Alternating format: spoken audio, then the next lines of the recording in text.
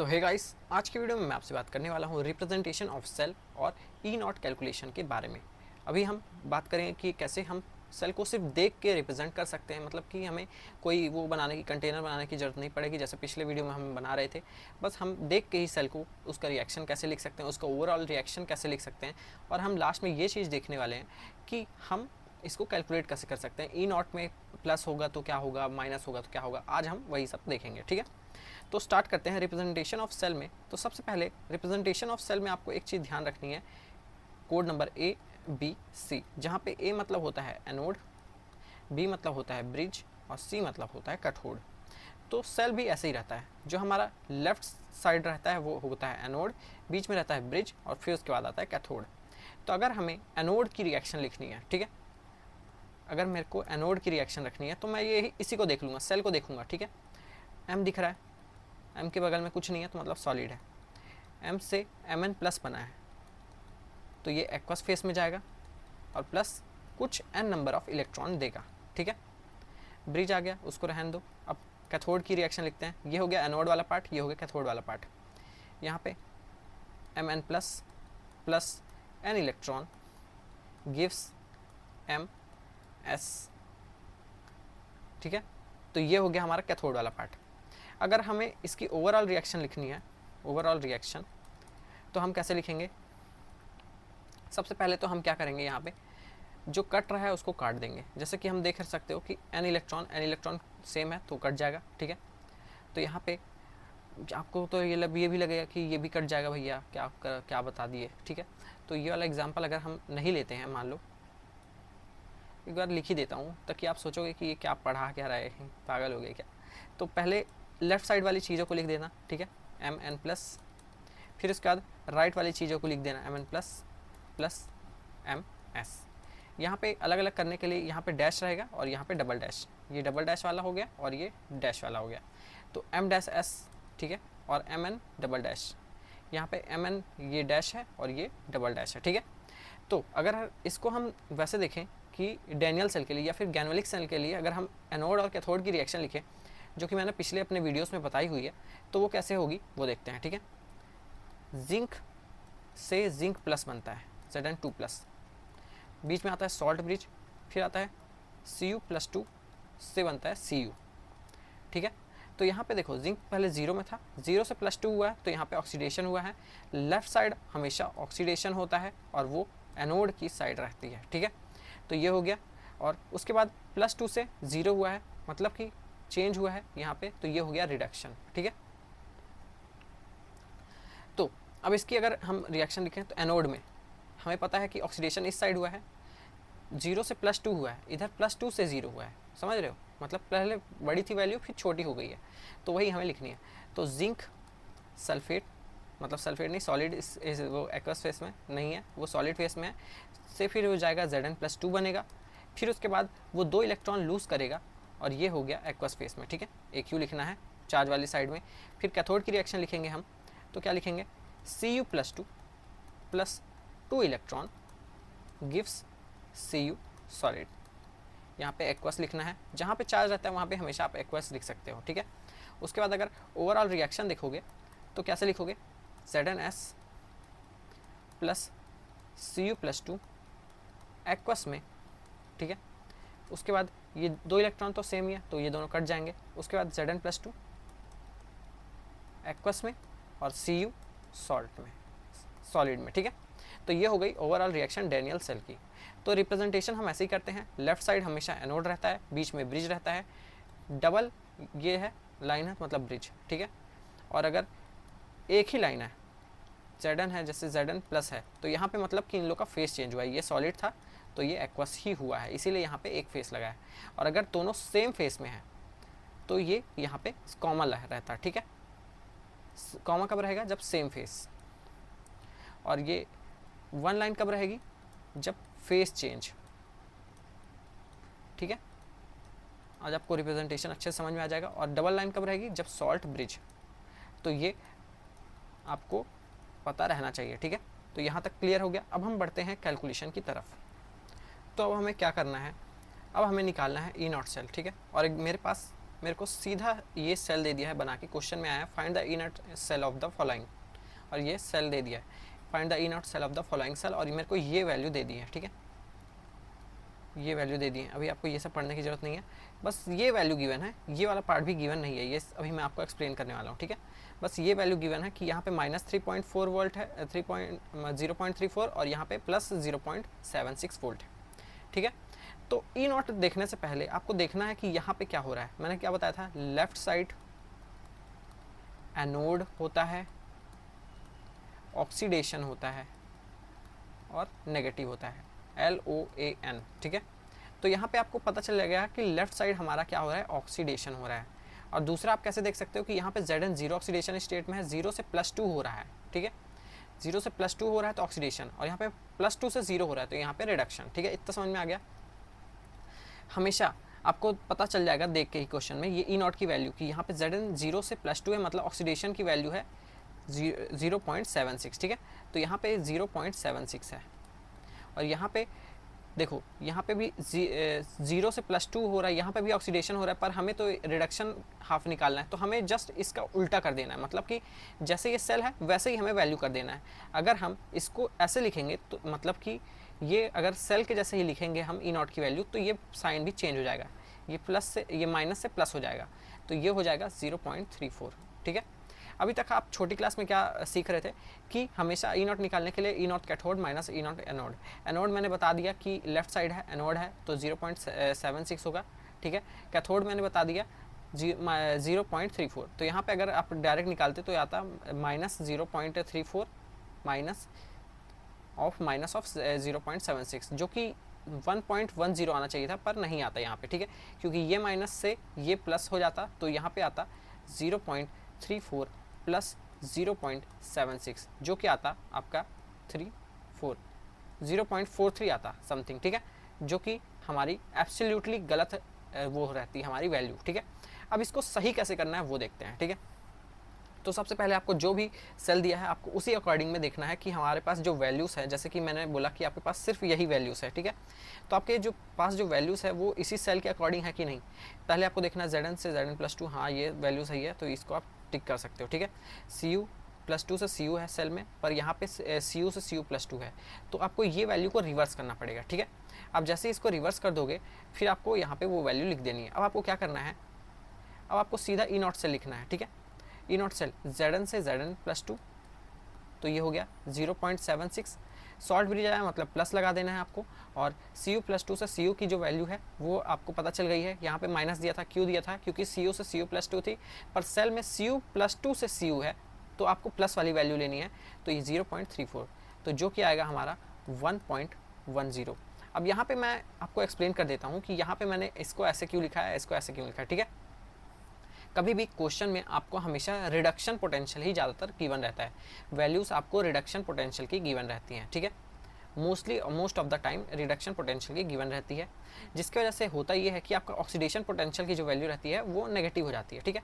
समझ रहे हो, अगर नहीं आ रहा है समझ में कोई बात नहीं, आपको बस ये समझना है कि ई सेल हमारा जो रहता है, अभी तक हम पढ़ रहे थे कि हायर पोटेंशियल वैल्यू को लोअर पोटेंशियल वैल्यू से माइनस करना है, तो हायर ये थी और लोअर ये थी, ठीक है। तो हायर माइनस अगर आप लोअर करते तो आ जाता आपका आंसर, ठीक है।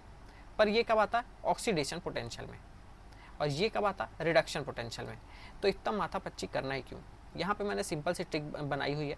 सेल देखना है, सेल के अकॉर्डिंग ई नॉट की वैल्यू है, Zn से Zn+2 आपको दी है वैल्यू, आपको Zn से Zn+2 की वैल्यू दी है, आपको वही वैल्यू लेनी है एग्जैक्ट। सॉल्ट ब्रिज का मतलब आपको प्लस लिखना है, और देखो यहाँ पे मैंने ऊपर जो हमारा क्वेश्चन था Cu से Cu+2 थी जिसका माइनस आ रहा था, लेकिन सेल हमें Cu+2 से Cu था, तो हमें जस्ट इस वैल्यू को अपोजिट कर देना है, साइन बस अपोजिट करना है, वैल्यू सेम रहेगी, जिसकी वजह से प्लस 0.34 आ जाएगा, और ई नॉट सेल की वैल्यू आ गई हमारी क्या 1.10। अगर आप देखोगे कभी सेल में, ठीक है, तो ये हो गया हमारा ऑक्सीडेशन पोटेंशियल, और ये हो गया हमारा रिडक्शन पोटेंशियल। तो यहाँ पे नेगेटिव जो मैंने आपको बताया है LOAN, तो आपने कभी जब वो देखी होगी इलेक्ट्रोकेमिकल सीरीज़, तो वहाँ पे कुछ हमारे जो टर्म्स होंगे ई नॉट की वैल्यू होगी वो नेगेटिव में होगी। वो क्यों होती है, क्योंकि फ्रॉम द कन्वेंशन, मतलब कि जैसे IUPAC का नोमेनक्लेचर होता है वैसे रूल होता है, तो उसको हम बोलते हैं कन्वेंशनल रूल। तो कन्वेंशनल रूल के हिसाब से ही हम जो वैल्यू हम जो लेके चलते हैं वो हम रिडक्शन पोटेंशियल की वैल्यू लेके चलते हैं। आपको रिडक्शन पोटेंशियल को ऑक्सीडेशन पोटेंशियल में चेंज करना हो, जैसे कि ये ऑक्सीडेशन पोटेंशियल की वैल्यू थी तो ये नेगेटिव थी, ठीक है। अगर आपको रिडक्शन पोटेंशियल में को ऑक्सीडेशन पोटेंशियल में चेंज करना है तो बस आपको साइन चेंज करना है, बस आपको यही ध्यान रखना है, ठीक है। तो यहाँ पे भी वही हुआ है। तो अगर आप एक बेसिक फार्मूला जो आप हमेशा याद कर सकते हो वो आप ऐसे याद कर सकते हो कि ऑक्सीडेशन पोटेंशियल एनोड की वैल्यू लेना है और रिडक्शन पोटेंशियल में कैथोड की वैल्यू लेना है, ठीक है। रिडक्शन पोटेंशियल वाली वो जो वैल्यू आएगी जो क्वेश्चन में लिखी हुई आएगी हमें, देखो यहाँ पे रिडक्शन हो रहा है, ठीक है, कैथोड है, और यहाँ पे क्या हो रहा है, ऑक्सीडेशन हो रहा है, एनोड है। तो हमें बस वैल्यूज़ को प्लस करते जाना है, बस आपको इतना करना है, ठीक है। अगर आप देखोगे oxidation potential of anode, oxidation potential of anode 0.76 plus reduction potential of cathode, reduction potential, तो ये देखो यहाँ पे भी ऑक्सीडेशन हो रहा है 0 से +2, पर रिडक्शन पोटेंशियल वाली वैल्यू हमारी ये है। तो ऑक्सीडेशन पोटेंशियल वाली वैल्यू आपको एनोड में लेनी है और रिडक्शन पोटेंशियल वाली वैल्यू जो है आपको वहाँ पे लेनी है कैथोड में, ठीक है। रिडक्शन यहाँ पे कैसे हो रहा है, +2 से 0 हुआ है, मतलब कि पहले बड़ी थी वैल्यू फिर छोटी हुई है, +2 से 0 हुआ मतलब कुछ रिड्यूस हुआ है। रिडक्शन पोटेंशियल वाली वैल्यू आपको लेनी है कैथोड में और ऑक्सीडेशन पोटेंशियल 0 से +2 वाली आपको लेनी है एनोड में। अगर आपको ये भी समझ में नहीं आ रहा, बस आपको सेल देखना है, Zn से Zn+2 E0 की सेल दिया है, हाँ ठीक है, उसको लिख दो एज इट इज़, और Cu+2 से Cu अगर दिया है क्वेश्चन में तो ठीक है, अगर नहीं दिया है तो आप पलट देना और उसको प्लस करके जो आपका फाइनल आंसर आएगा वो आएगा E0 सेल। अगर अभी मैं आपको अगर एक देता हूँ क्वेश्चन एक्सरसाइज आपका नॉलेज टेस्ट करने के लिए, तो आपको क्या करना है, ठीक है, सिंपली आपको ये क्वेश्चन सॉल्व करना है। देखो क्या मैंने बोला कि x से x+2 में जाना है, यहाँ पे क्वेश्चन में आपको क्या दिया है, x+2 से x दिया है, तो आपको इसको अगर चेंज करना है x से x+2 में, तो आपको बस सिंपली क्या करना है, साइन चेंज कर देना है, ठीक है। और देखो y क्या है, ये +2 से y है, और यहाँ पे मेरे को क्वेश्चन में क्या दिया है, y से y+2, तो आपको क्या करना है, y से y+2 से y, ठीक है। यहाँ पे आपको पता है लेफ्ट साइड हमारा क्या होगा, एनोड होगा, क्योंकि यहाँ पे ऑक्सीडेशन हो रहा है, 0 से +2 है और यहाँ पे +2 से 0, तो ये रिडक्शन होगा। तो E0 अगर आपको निकालना है तो E0 सेल क्या करना है आपको, E0 oxidation potential of anode plus E0 reduction potential of cathode. तो यह है हमारा ऑक्सीडेशन पोटेंशियल, x से x+2 0.5 प्लस, अब देखो यहाँ पे 2 था, अब मैं इसको पलटूंगा तो ये हो जाएगा -2, तो ये हो गया हमारा -2 वोल्ट। तो आई हमारी जो ओवरऑल वैल्यू वो आपको लिखनी है कहाँ पे, कमेंट सेक्शन में आपको बतानी है कि क्या वैल्यू आई, ठीक है। तो ये था E0 सेल निकालने का सबसे आसान तरीका। और एक और चीज़, कभी भी आपको क्वेश्चन में ऐसे हो सकता है, यहाँ पे मैंने लिखा होगा शायद, हाँ, कभी भी आपको क्वेश्चन में अगर देखो ब्रिज दिया है तो मतलब वो फुल सेल है, ठीक है। अगर ब्रिज नहीं दिया है तो वो हाफ सेल बन जाता, तब क्या होती देख लेते हैं एक बार, ठीक है। अभी तो ये हाफ सेल नहीं है, क्योंकि अगर क्वेश्चन में आपको कभी भी सेल में ब्रिज दिख रहा है तो मतलब ये फुल सेल की रिएक्शन है, ठीक है, फुल सेल की रिएक्शन है।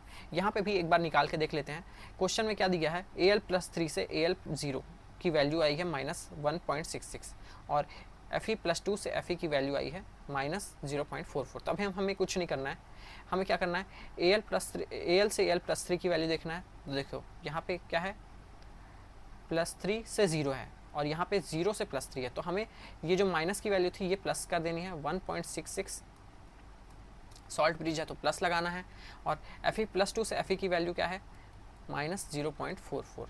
अगर मैं करूँ 1.66 -0.44 तो आएगी मेरी वैल्यू 1.22 वैल्यू आई मेरी E0 सेल की, ठीक है। और अगर अभी मैं आपको नेक्स्ट वीडियो में ये भी बताऊंगा कि हाफ सेल अगर निकालना हो, जहाँ पे हाफ सेल निकालने का सिर्फ से सिंपल हमें क्या देखना पड़ता है, जैसे Al है, सेम वैल्यू अगर लेते हैं हम Al+3 और यहाँ पे ब्रिज नहीं है, ठीक है। बस आपको ये ध्यान रखना है कि अगर हाफ सेल रहेगा कहीं पे, मतलब कि कहीं अगर ब्रिज नहीं है, तो आपको समझ में आ जाना चाहिए कि वो क्या है, आपका हाफ सेल, ठीक है, Fe+2 से Fe0, ठीक है। तो अब आपको E0 सेल कैसे निकालना है, E0 सेल, तो अब आपको कुछ नहीं करना है, पहले तो आपको इक्वेशन लिख लेनी है, कैसे, Al से Al+3 जा रहा है तो 3 इलेक्ट्रॉन लॉस करेगा, और Fe+2 से Fe जा रहा है तो यहाँ पे 2 इलेक्ट्रॉन का गेन करेगा, ठीक है। तो यहाँ पे होगा क्या, देखो अनबैलेंस है, यहाँ पे 3 इलेक्ट्रॉन है, यहाँ 2 इलेक्ट्रॉन है, तो ये वाली नीचे वाली वैल्यू इंटू 3 और ये ऊपर वाली इंटू 2। तो ओवरऑल इक्वेशन लिखना है, सेम चीज़ को काट देना है आपको, ठीक है। तो यहाँ पे N1 की वैल्यू क्या आ गई, 6 आ गई, N2 की आ गई 6, ओवरऑल भी क्या आ गई, 12 आ गई, ठीक है। तो हमें सिंपली लिख देना है, देखो यहाँ पे E1 क्या आता है हमारा, E1 नॉट आता है Al से Al+3 हमारा आता है 1.66, तो 6 इंटू 1.66 प्लस E2 क्या आता है हमारा, Fe+2 से Fe -0.44 और हम यहाँ पे N1 + N2 क्या लिखते, 6 + 6 जो क्या आता है 12, ठीक है, 12 आता टोटल। तो यहाँ पे अगर हम 6 को कॉमन भी निकाल लेते तो 1.66 माइनस 0.44 डिवाइडेड बाई 12, तो अगर हाफ सेल रहता तो ये वैल्यू आ जाती 1/2 हो जाता, यहाँ पे 6 1 जा 6 2 जा और 1.22। तो 1.22 को आप अगर कभी डिवाइड करोगे 2 से तो कितना आएगा देख लेते हैं एक बार, 1.22 तो 0.6 कुछ आएगा समथिंग। अगर 122 को मैं डिवाइड करूँ 2 से, 2 6 जा 12 और 2 0.61 आएगी वैल्यू हमारी, ठीक है। तो ये हाफ सेल के लिए। अगर आपको कभी भी सॉल्ट ब्रिज गिवन है क्वेश्चन में तो वो फुल सेल है, और सॉल्ट ब्रिज नहीं गिवन है, ऐसे ही बस एक डंडी गिवन है तो मतलब वो हाफ सेल है। हाफ सेल के लिए आपको ये वाला फॉर्मूला लगाना है, और फुल सेल के लिए मैंने अभी जो बताया ट्रिक, Al से Al+3, यहाँ सॉल्ट ब्रिज में प्लस, और देख लेना कि क्वेश्चन में क्या गिवन है आपको, कैथोड वाला पार्ट गिवन है या फिर एनोड वाला पार्ट गिवन है, ठीक है। ऑक्सीडेशन पोटेंशियल गिवन है या फिर रिडक्शन पोटेंशियल गिवन है, ठीक है, वो आपको देखना आना चाहिए अच्छे से। कैसे देखेंगे फिर से एक बार बता देते हूँ। देखो ये वाली ट्रिक आप एक बार याद कर लो, क्या पता आपके काम आ जाए। LOAN, ऑक्सीडेशन जब होता है, ऑक्सीडेशन में हमेशा आप देखोगे कि E0 की जो वैल्यू रहेगी वो नेगेटिव रहेगी, ठीक है। तो यहाँ से आपको समझ में आ जाएगा। और रिडक्शन पोटेंशियल में कि अगर वैल्यू E0 की पॉजिटिव है, अगर E0 की वैल्यू जो पॉजिटिव है, कभी भी आप इलेक्ट्रोकेमिकल सीरीज देखोगे वहाँ पे आप ये देखोगे कि हमें हमेशा जो E0 की सेल की जो वैल्यू है वो रिडक्शन के बेस पे दी जाती है, मतलब कि कन्वेंशनल बाई कन्वेंशन रूल हमें रिडक्शन पोटेंशियल की ही वैल्यूज गिवन रहती हैं, हमें उसको ऑक्सीडेशन में चेंज करना पड़ता है। तो जो जिसमें रिडक्शन पोटेंशियल की वैल्यू अच्छी होगी, मतलब पॉजिटिव होगी, मतलब वो कैथोड साइड होगा और वो रिडक्शन अच्छा करेगा, और जिसमें रिडक्शन पोटेंशियल की वैल्यू नेगेटिव होगी वो ऑक्सीडेशन करेगा और वो एनोड साइड होगा। बस आपको ये ध्यान रख लेना है, ठीक है। इसीलिए लेफ्ट ऑक्सीडेशन, एनोड और नेगेटिव में क्या E0 की वैल्यू, ठीक है। सो गाइस ये था छोटा सा वीडियो। अगर आपको ये वीडियो अच्छा लगा इसको लाइक कर दो, चैनल को सब्सक्राइब कर दो। मिलते हैं नेक्स्ट किसी वीडियो में, तब तक के लिए बाय बाय।